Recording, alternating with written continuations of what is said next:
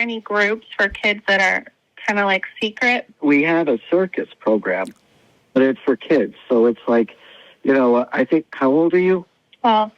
12, yeah. So that you're right in the perfect age. So we don't tell anybody. No. Well, yes, they'll never know. We don't tell anybody where these are being held. Perfect. There's one every other week is in Middletown, and every other week is in New Haven. Like I said, I have somebody who's awesome, absolutely awesome to talk to them, and who will talk to you too, Justin, about how you're feeling, what you need, and all of that. But his name is Tony Ferriolo. My nephew Justin, 12 years old. This one I'm about to do is extremely disturbing. This was sent to me by more than one person, more than two, more than three, probably about 10 people sent this to me. So I felt the need to actually expose this.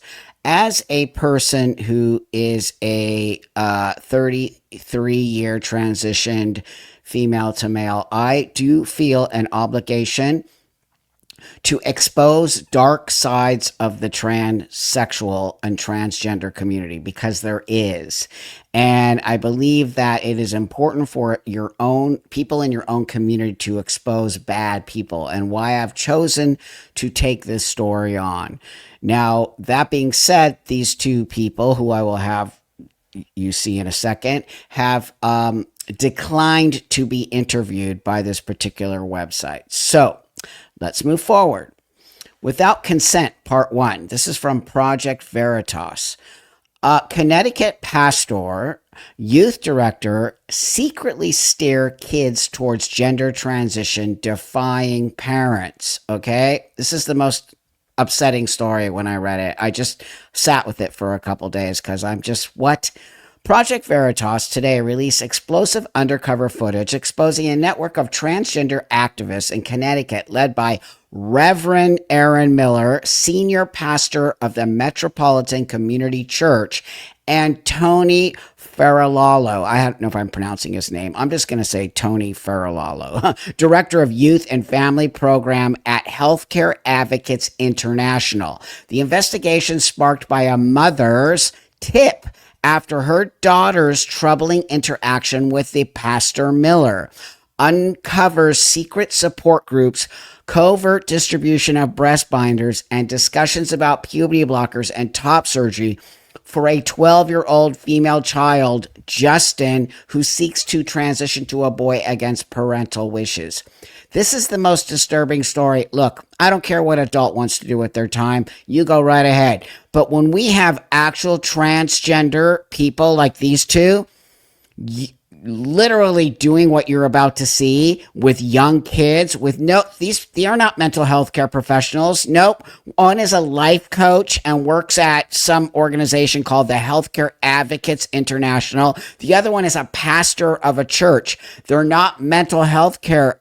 Just because they are transgender men, female to male transgender, does not give them any authority to do what I'm about to show you. And I'm very upset about this story. It is disgusting, and why I'm exposing these two. So again, these are my opinions based on this actual videotape of them saying these disturbing things.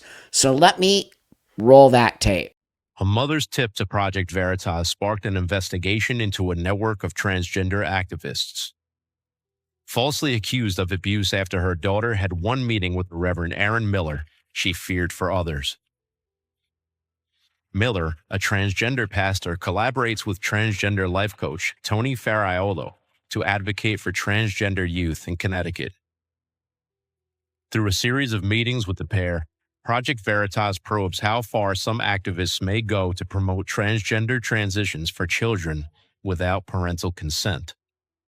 Already, I'm just disgusted. First off, what gives these two the right to talk to children about transitioning? Okay, when I show you all this stuff, because I looked them up and I found stuff and it makes all the sense in the world, they do not have the authority to hide stuff from parents. And it's actually really shocking to me that one is a pastor and one is a life coach, and I'm sorry, I just interrupted the video here.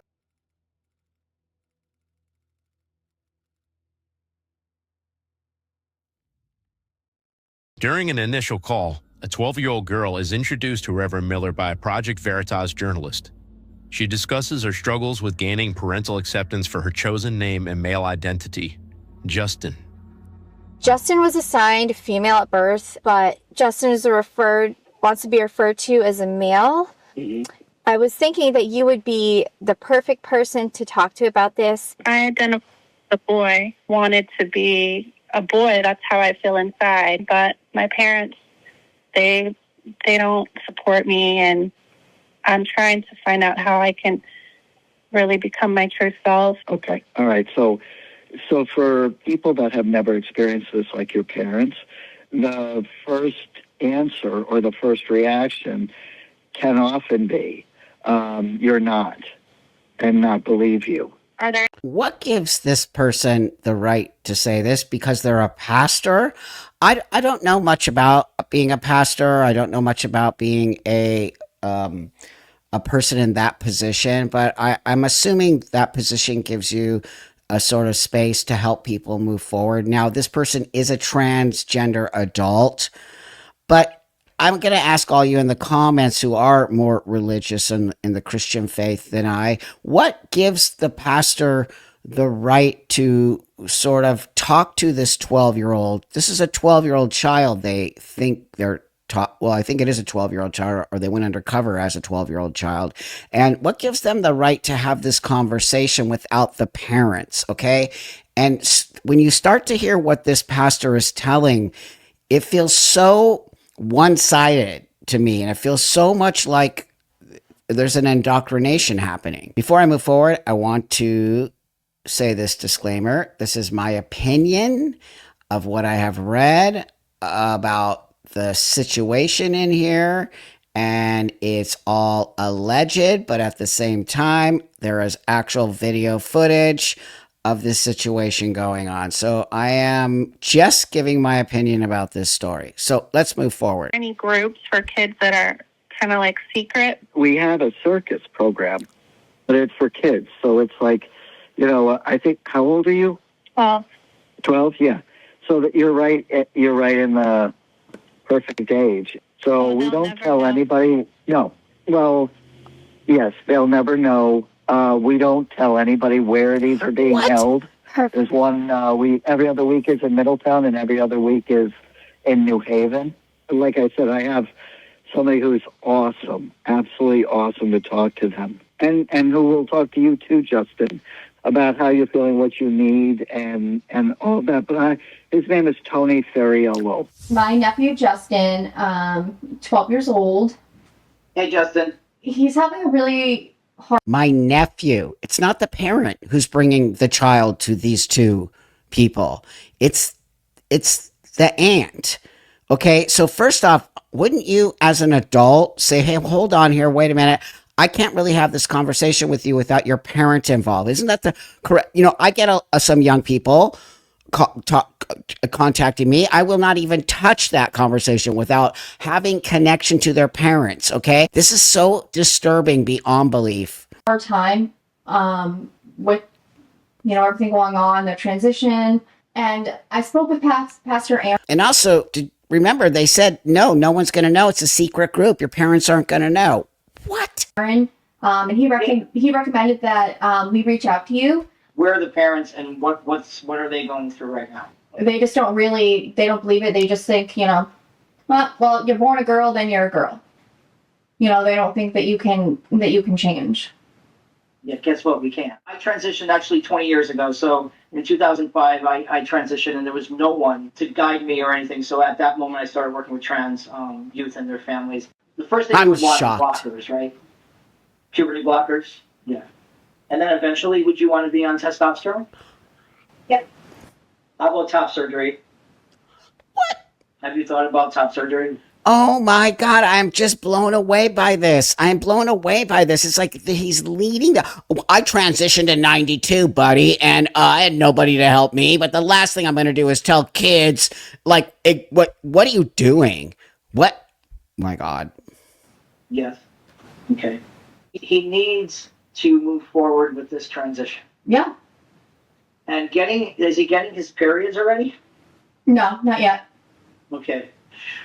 because there's no way we can Is he getting his periods already? sneak blockers. You can't do it. They're, especially nowadays, the legality, and no doctor's going to touch a 12-year-old without parents' consent. The youth group Thank God. I started in 2008. I started as just a teen group, and then I started an art group for kids 12 and under. One of the main rules I don't like rules, guidelines of the group is do not disclose the location to anyone for safety reasons.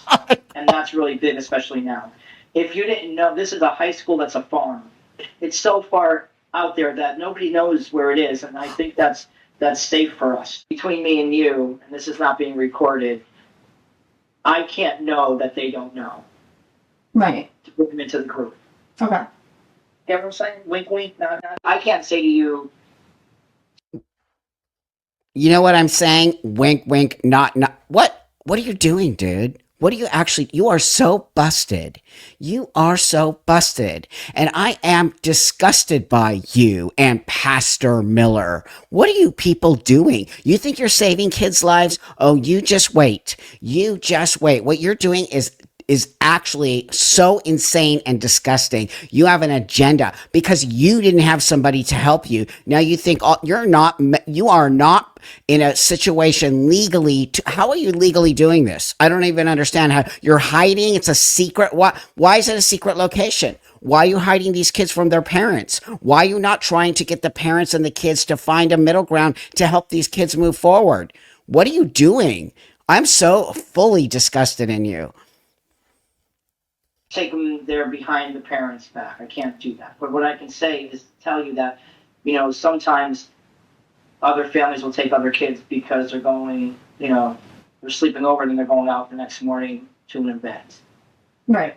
What? I'm going to leave it up to you to handle the family. Oh my God. This guy is teaching people how to do things behind parents' back. So they'll sleep over their friend's house, but they'll just be going to an event. But really what they're going to is that trans circus event, whatever that is, or some secret location for trans kids. Wow, dude, you are so busted. You are so busted. You just wait till I show you what.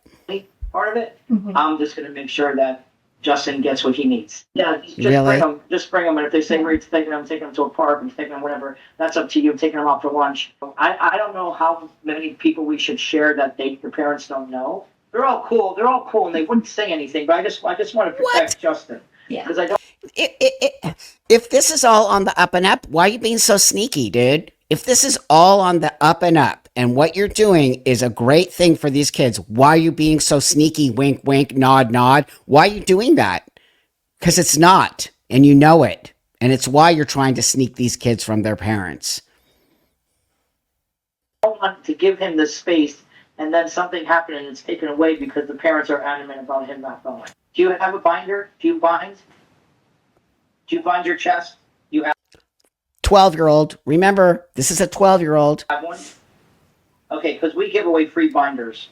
All right, they're supposed to be for 18 plus because legally that's what we have to do. But we can always give one to Reverend Miller and see what he does with it. Whatever he does with it is none of my business.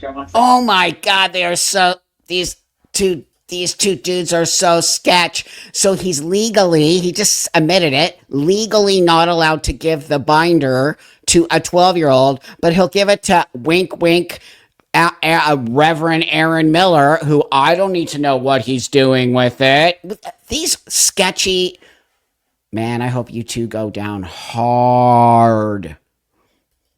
Reverend Miller and Tony told our journalist they could secretly provide a breast binder to 12-year-old Justin.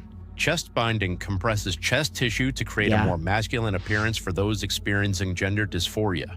Despite research linking it to physical and psychological risks like pain, breathing problems, and damaged breast tissue, they express no concern about supplying the binder to Justin without his parents' approval. I think it was really hard. So it's a compression vest, right? It compresses the chest. Now, I don't know if he's delicate yet or a little. Yeah. Okay, so that's the timing of this. Yes. Really, really important. Yeah. And that wasn't put right, of course.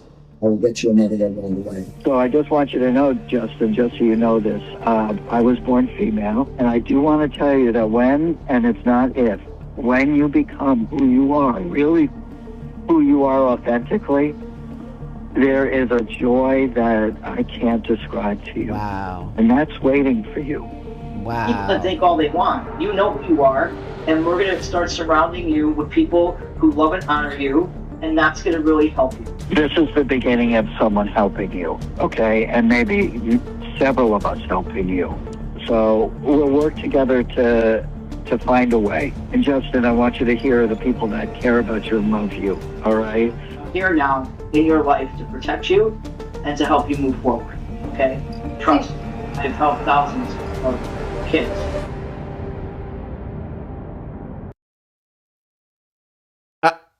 Speechless. We have helped thousands of kids.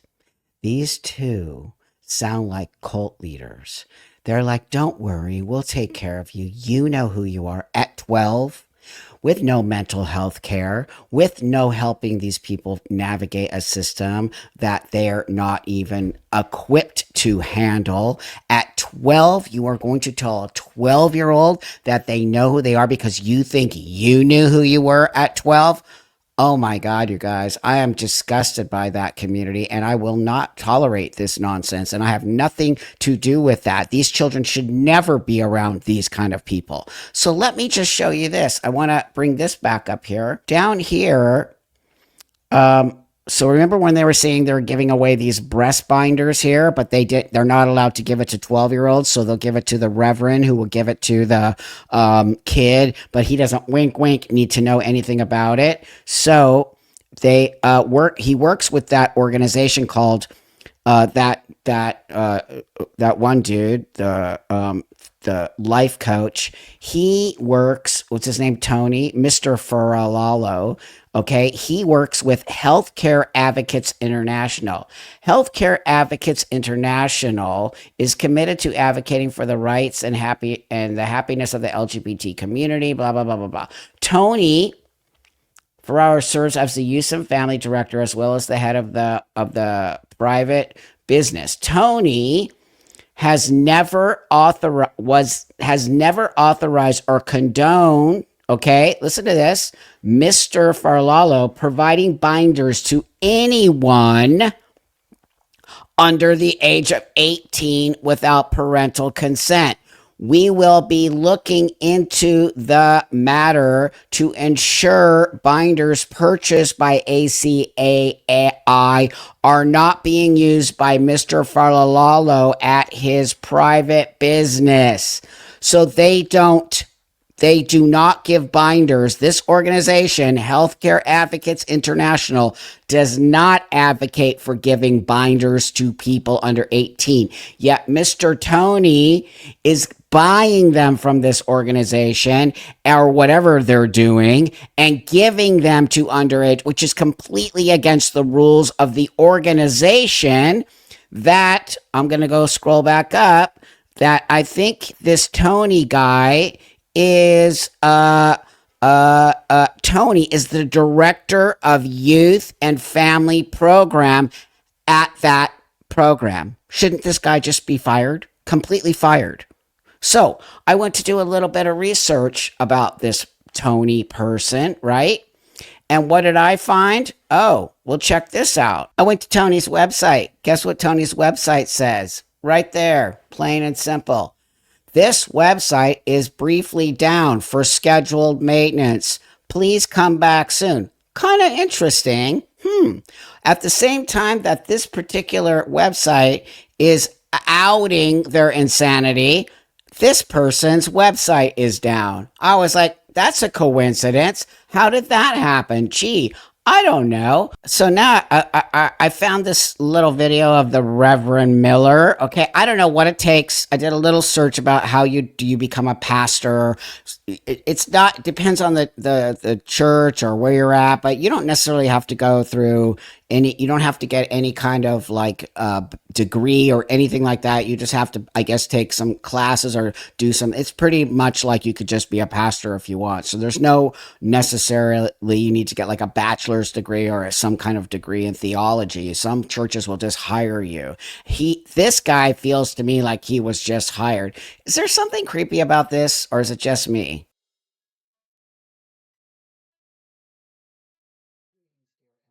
Greetings, dear MCC friends. I'm Reverend Elder Aaron Miller, and I bring you greetings from the MCC Council of Elders, Governing Board, and staff, as well as a spirit of love and joy from MCC Hartford in Connecticut, USA. The MCC Statement of Faith includes this verse, referring to Jesus. You restore the joy of our relationship with God, even in the midst of loneliness, despair, and degradation. I'm sure it comes as no surprise when I say that we are in a time of uncertainty and our LGBTQI plus community is a target of political. But wait, didn't Pastor Miller just say that you are supposed to be restoring your faith and communication with Jesus? And how is doing sneaky stuff behind parents' back and leading children down an irreversible path creating a connection with Jesus? I really want to know. I don't understand. That feels very conflicting to me. What also feels very conflicting to me is they clearly have an agenda to transition these children. They do not have a open heart to say, well, maybe these kids are struggling, maybe something's going on. These two have a full-on agenda, and they work together with each other. As you saw, Reverend Miller's passing it off to Mr. Tony, and then Mr. Tony's telling them, oh, don't worry, we have secret hideouts for you, and we have Clown Circus World to make sure that you feel loved and happy, trans joy. And then we also have secret places to put you in.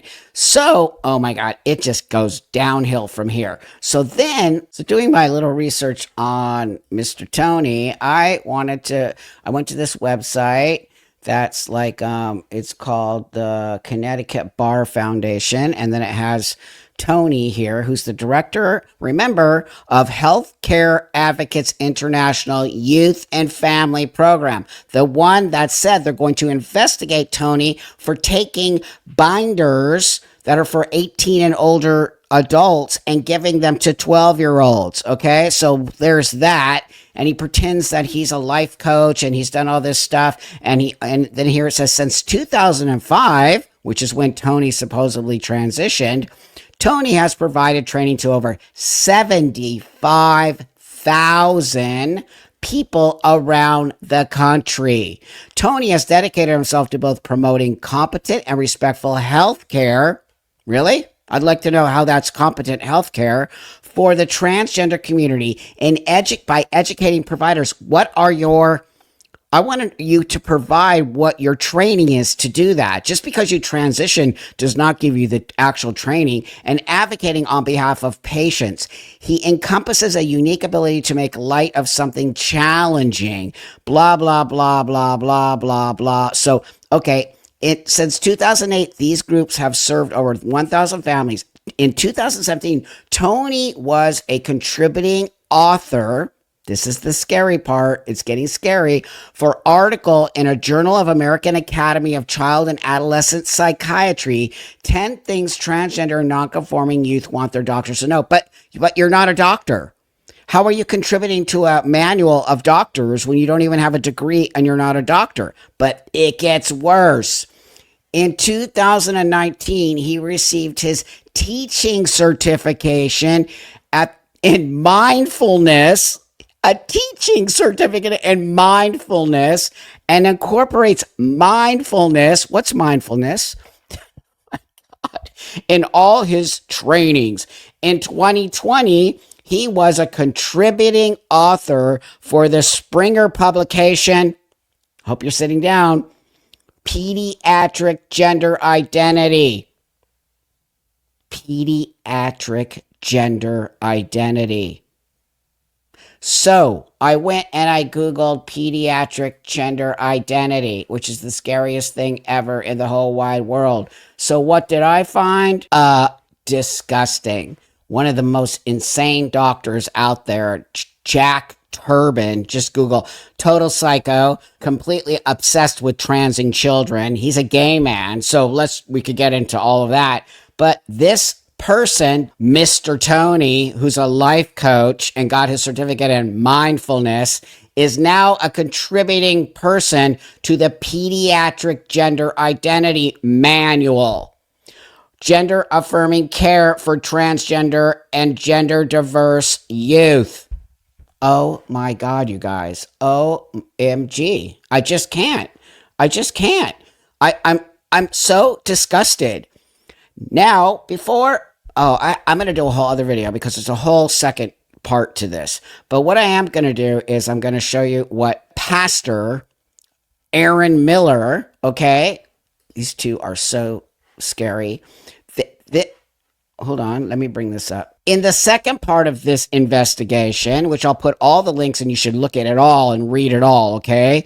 It's actually disturbing, okay? But I'm going to do the second video, but I want to show you this because this is very, very important. I just want to say, if it was not Pastor Miller, if he did not put the wedge between me and my daughter was still alive. She would be still alive. I heard about Pastor Aaron Miller from DCF social worker. Aaron Miller filed a complaint against me after he saw my daughter only once for emotional abuse because I was refusing to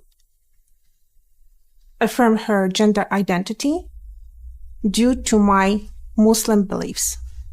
Well, I'm not the problem. Due to her Muslim beliefs, okay? Wow. This is a Christian pastor who's completely disrespecting another person's choice of faith. Literally Secondly, what gives this guy, because he's a pastor, the right to file a DCF? This is the scary part, I'm telling you. They can file DCF that there's child abuse because one time seeing this child who has clearly been indoctrinated into this process, that they are abusing the child and got the child and the mom separated. This is a pastor of a church, people, and got the child separated from the mom. I'm the mother who tried to save her child by judging from the papers which I received from DCF. I believe Aaron Miller encouraged my daughter not to have any contact. It's pretty scary to have your child in elementary school, in middle school, in high school, and even in college, because groomers are everywhere. And now we know they're in church as well.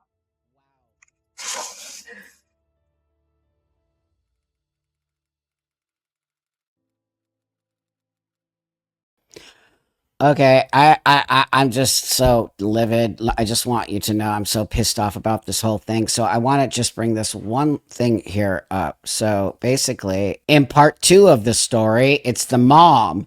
And the mom says that the pastor, Aaron Miller, filed DCF abuse claim that led to the daughter's death. Whoa. So I'm going to link this one here. If you all want me to do a follow-up video on all of this and talk about this particular video, I'll do that. But it is just devastating. The mom lost her child who was trans and was separated from her family by Pastor Aaron Miller, who chose to file a DCF complaint against the mother because the mother wouldn't affirm her child's gender because of religious beliefs or whatever the situation is between the family. These two people, in my opinion, are very scary. In my opinion, I will not be okay with this as a transsexual person. I am completely opposed to what these two people are doing. I believe that they have an agenda to transition children because of their own needs to validate themselves. I think it is child abuse, in my opinion, and I do not think these two should have any of the power they seem to have had bad in writing for papers that have to do with pediatric gender affirming care, which we know does not work. So I would just like to know what you think about this story. I find it to be disturbing and disgusting, and I'll tell you this before I leave. I will continue to call out the bad players in this community. I owe this community nothing. All I owe the world truth and reality, and I owe kids the truth about transitioning. And it is not for a child to transition. It is an adult only space, and a child needs to grow up and function and deal with pushback or whatever else is going on, get a lot of mental health care, so that hopefully, I don't want you to transition. I only want you to transition if you're an adult and you understand the long-term effects of this. But it seems like these two really want you to transition of it as if your whole life is going to be better. I mean, it is so disgusting and gross. Okay. So I want you to only transition if it's something you need after long-term health care, mental health care, and understanding the pros and cons of this. And no 12-year-old could ever make this choice. So with that, I'm all about parental rights. I'm all about the right for a transsexual adult to transition. I'm all about honesty and truth and what it means to transition. So I'll see you. Thanks again for liking, subscribing, commenting, helping my channel grow. It means the world to me. I can bring you these amazing stories.